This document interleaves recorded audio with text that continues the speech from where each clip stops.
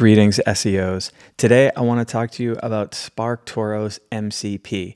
They just released this. I think it's super powerful. Now you can use audience research as context when you're working with your favorite LLM tool. Mine is Claude Code, so that's what I'm going to be talking to you about today.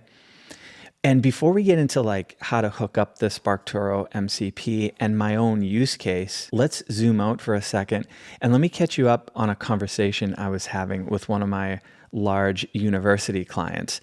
So they were asking me about AI strategy, and they said, Adobe has approached us about this content tool where you can tweak your content and optimize it for AI search platforms. And I think that's just fine to do, but it's a little bit nose to the glass when it comes to strategy. I prefer to zoom out and think bigger picture first. And one of the most useful things you can do is go deep on your audience research. You can compare that to the content that you have on your website and even on your socials, spot gaps, and then start creating content to fill those gaps. And that's exactly the SparkToro workflow I'm going to show you today. So here's what I did. Number one, I used the Screaming Frog MCP with Claude Code to crawl a specific segment of their site and isolate it to just the blogs because I wanted to know what kind of coverage they had currently. Then I actually used the Otter AI MCP to add current priorities as context. Otter is an AI transcription tool, and I had this year's kickoff call saved in there. So I referenced that and brought that in as context just to be sure that, the output I was getting was going to be aligned with client priorities. Now, with those two things done, I then used the SparkToro MCP to find audience research, keywords, AI prompt topics, and even social platform data to tell me where on the web their audience was asking questions, doing discovery, etc. Before I show you that output, I just want to show you how I found the SparkToro MCP documentation that tells you how to hook this up.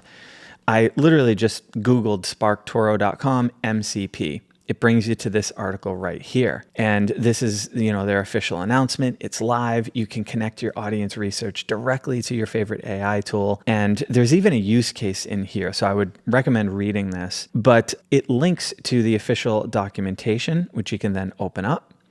And then here's your getting started steps. Grab that and then just go into Claude and you're going to show it to Claude. Just copy everything on this page and tell Claude you want to hook into the SparkToro MCP. It's really that easy. Claude does most of the work for you. There's no need to overcomplicate this. So it's probably going to open up a tab if you haven't signed in, and you'll just go ahead and sign in, you'll authenticate, and then you are good to go. I did those three things: a Screaming Frog crawl, I tapped into Otter for priorities, and then I used the SparkToro MCP. I just gave it my client's URL. I asked it to create an audience for this client. And then I told it I want to marry this audience research data with their current blog content coverage, and I want to spot the gaps. To create this page here, I also used Claude's front-end design skill, which you can find on Twitter or X. Now let's take a look at this because this is really cool. So first of all, it spotted 42 blog posts, 3 program hubs that were covered. We've got 5 essential gaps, and then it gave me just the total pages crawled, which is not too useful. Okay, and look at the coverage plot. This is the really cool visual here. So here's where we're overserved, and you can kind of hover over these and see like we've got tons of faculty spotlights, and we've got some soft skills and how to balance workload and things like that. Here's where we have our strengths, and I can hover over it and see where we're good there. But then we've got our priority gaps. And this is really the useful stuff. Rankings, best business schools, that's pretty typical. I mean, people are looking for that kind of thing. And that showed up in SparkToro's AI prompt topics data. And we know from, like, if you've seen query fanouts at all and studied what AI searches for based on what you prompt, it very often puts best in front of a query to put together an output. So that's not surprising. But a lot of this stuff is really useful. Like we've got people asking about cost, tuition, scholarships, and it's a gap. We don't really have much content for that. So we're probably losing some prospects based on that. So this is really nice. It's got all the topic areas kind of mapped out. Then it tells us a little bit about the SparkToro data that went into this. You can see these are AI prompt topics. All right, the top one with the highest affinity in SparkToro, so that just means your audience is most interested in it basically, is best business schools rankings, okay, for this particular university client. And we've got a ton of other great topics here. It'll tell you if it's a gap covered or if it's like partially covered. So really nice layout there. Now it's also got some SparkToro data on social platforms where this audience spends their time. So they spend most of their time on YouTube, really critical. Then we've got Facebook and Instagram, got some Reddit, and then LinkedIn. Now, there's one breakdown I want to zoom in on, okay? Listen to how insightful this is, and this shows you what AI can do when it has the right context. It says, YouTube isn't just number one. The specific channels this audience watches are MBA and grad admissions creators. They go to video to research programs, which is the strongest case for putting program content on YouTube. So basically what it's telling you is exactly what this audience goes to YouTube to learn about. And it's advising you to create that content so you can be found and you can be the one that answers their questions. It goes on to say Facebook and Instagram score high, but for almost every audience. So there's no specifics there. That's why it's going to recommend we go for paid amplification there, not organic priorities. Okay. And that's really interesting strategically.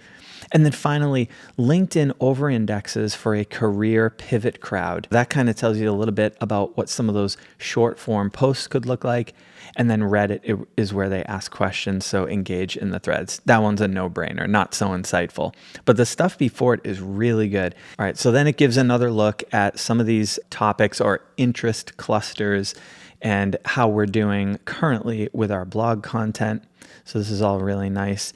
And then I wanted it to give me some specifics. Okay, we have gaps and you're giving me topic areas, but what's an example of a specific post that we could create to cover that gap? So you'll see under cost, tuition, and financing, we've got how much does an online MBA cost and how to pay for it. Then we've got comparisons beyond just online and full-time. So MBA versus MSBA, which master's fits your career. Another section of this output I really liked was the way it advised me across platforms. We're going to start on YouTube and we're going to talk about a program, what an online MBA really costs. All right. Start with the video because that video could then become a blog post. You just take the transcript and you repurpose it. That's a really powerful move for AI search strategy. Now we're on the blog and we're saying, how much does an online MBA cost and how to pay for it? That's our topic there. And then we go from long form to short form text on LinkedIn. And we're going to have a series about the sticker price of an MBA isn't what you actually pay. I would probably break that up into about 3 to 5 different posts. And that's a really nice repurpose workflow based on a gap. I hope that helps you out. That is the SparkToro MCP. It's super easy to hook up. And I would suggest giving this sort of topic coverage workflow a try. It's going to reveal some really interesting gaps that you can fill with some non-commodity content, as Google calls it, and perform better in AI search. If you found that helpful, like the video, subscribe to the channel because I've got a ton more videos coming, and I'll see you in the next one.